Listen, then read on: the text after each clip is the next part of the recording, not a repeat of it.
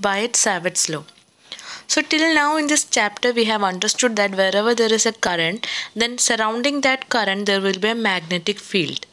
And we also understood that if a charged particle is placed in that magnetic field, it experiences a force which is called the magnetic force. Now we are going to understand through Biot-Savart's law that what is the strength of the magnetic field produced whenever there is a current. So in simple words, Biot-Savart's law gives the relationship between current and the magnetic field produced by that current. We are considering a current carrying conductor through which a current I is flowing. And we are considering a length element from that conductor dl. Instead of taking the whole conductor, we are taking a small length element dl. And due to this length element, at a point P, we are going to find our magnetic field. And this point P is r distance away from the length element dl. And this length element is making an angle theta with the distance vector r. So this is the scenario that we are going to discuss. And due to this length element, we are going to find the magnetic field. For that, Biot-Savart's law is used. Let us see the statement of Biot-Savart's law. According to Biot-Savart's law, the magnitude of magnetic field dB is proportional to current I, element length dl, and is inversely proportional to square of distance r. So this is an experimental law, and through experiments these findings were found. That is, dB, the magnitude of the magnetic field, is proportional to current, proportional to element length, and is inversely proportional to square of the distance. And putting these relations all together, the final expression for the magnitude of magnetic field was obtained as dB is equal to mu naught by 4 pi I dl sin theta by r square, where mu naught by 4 pi is the proportionality constant. And we know that from an infinitesimal small quantity, to get the total we used to do integration. So applying that here, the final expression becomes B of r is equal to mu naught by 4 pi I integral dl cross r cap by r square. Thus the strength of the magnetic field produced by a current I at a distance r is given by B of r is equal to mu naught by 4 pi I integral dl cross r cap by r square. From this expression, it is clear that the direction of the magnetic field B of r will be perpendicular to both dl and r cap. That is, magnetic field will be perpendicular to the plane that contains length element and the distance element.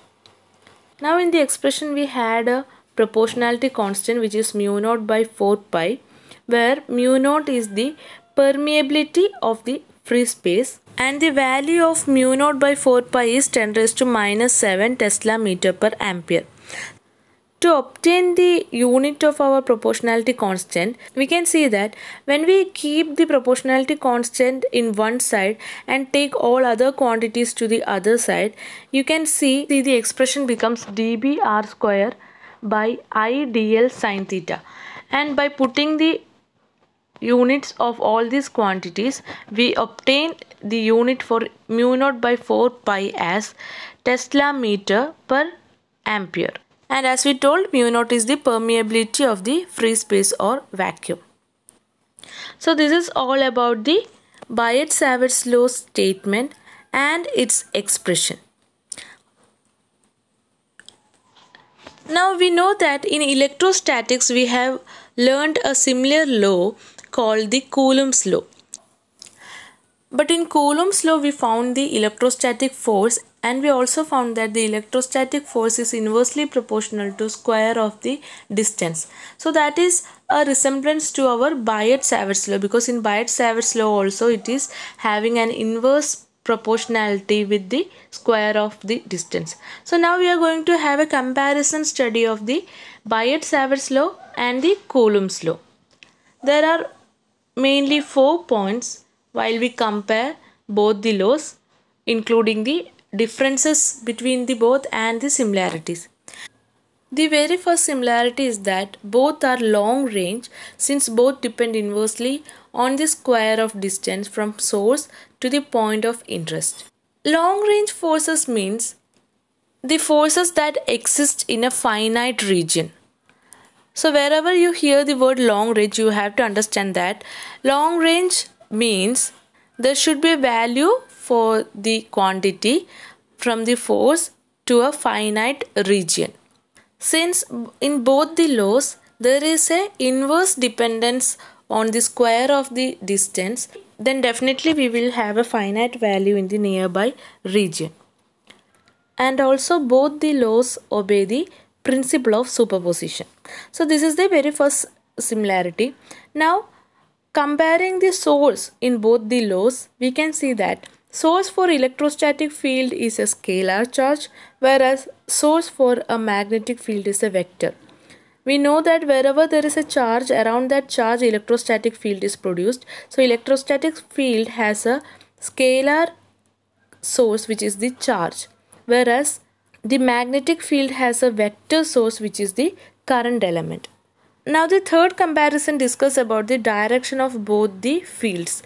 The direction of electrostatic field is along the displacement vector r, whereas the direction of magnetic field is perpendicular to the plane that contains the displacement vector and the current element. Now the fourth comparison discusses about the angle dependency in Biot-Savart's law. While comparing both the laws, we can see that only Biot-Savart's law has a angle dependence, whereas there is no angle dependence in the electrostatic case. Since Biot-Savart's law has a angle dependence, it is clear that the magnetic field along the direction of the dl element will be 0, because along dl our angle is 0, and when angle is 0, sin theta becomes 0 and the magnetic field expression becomes 0. Therefore, there will be no magnetic field along the direction of dl. So this is the comparison of Biot-Savart's law of magnetic field and Coulomb's law of electrostatic field. Now, as a part of the discussion of Biot-Savart's law, we are also going to see the relationship between epsilon naught and mu naught. From Coulomb's law, we have found that the epsilon naught indicates permittivity of the space, whereas mu naught indicates the permeability of the free space. From Coulomb's law, we have also found that the value for 1 by 4 pi epsilon naught is 9 into 10 raised to 9, whereas value for mu naught by 4 pi is 10 raised to minus 7.